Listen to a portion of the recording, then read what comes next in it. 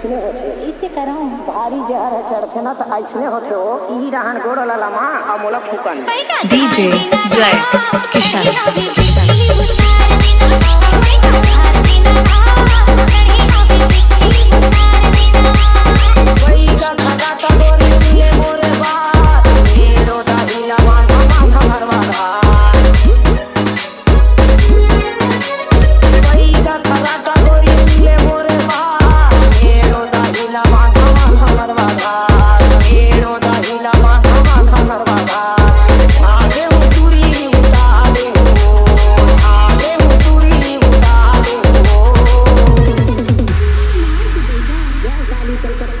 खाली मोर फूके मोर गुरु फूके उतर जावे झारी झारी ले नोनी अब बने झाड़ फूक दे सर सर ले उतर जइयो ते फिकर चिंता झन करवो पैका झाड़